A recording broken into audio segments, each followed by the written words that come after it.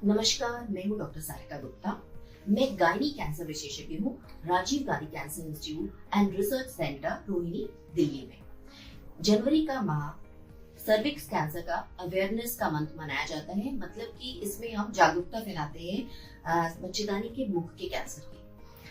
अधिकांश महिलाओं को पता नहीं है कि सर्विक्स कैंसर महिलाओं में होने वाला प्रमुख कैंसर है और उसको पूरी तरह से होने से भी बचाया जा सकता है, और अगर हो जाता है तो बहुत अर्ली स्टेजेस में इसको पकड़ा जा सकता है और पकड़ने के बाद 100% इसका क्योर हो सकता है।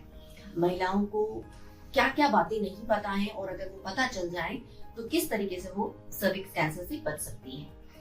सर्विक्स कैंसर एचपीवी वायरस से होने वाला कैंसर है और इस वायरस के अगेंस्ट हमारे पास एक टीका और वैक्सीन उपलब्ध है, जो कि लड़कियों को किशोरावस्था में और उसके बाद में भी लगाया जा सकता है, जिससे कि हमारे शरीर के अंदर रोग प्रतिरोधक शक्ति डेवलप होती है और वायरस से हमारा छुटकारा हो जाता है और सर्विक्स कैंसर नहीं होता।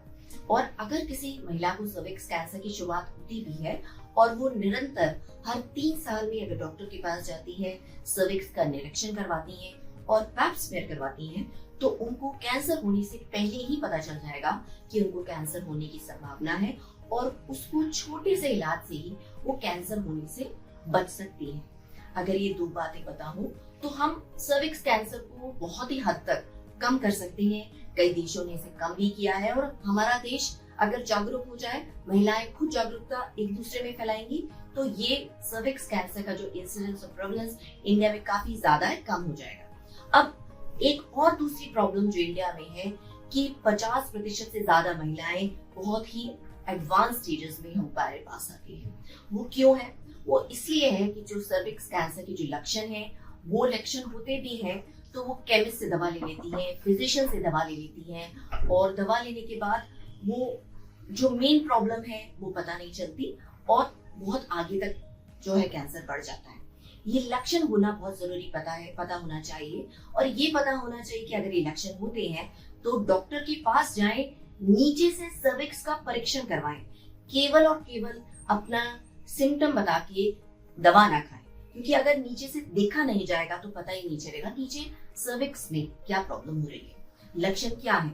लक्षण है माहवारी का ज्यादा होना, माहवारी बहुत ज्यादा होना, अमाउंट ज्यादा होना, क्लॉट्स आना, उसमें जल्दी माहवारी आना, मतलब महीने से पहले ही माहवारी आना, महीने में 2 बार आना, 3 बार आना, माहवारी के बीच में माहवारी आ जाना और गंदा पानी आना, स्राव होना, बदबूदार स्राव हो सकता है वो, या गुलाबी ब्लड स्टेन स्राव हो सकता है वो।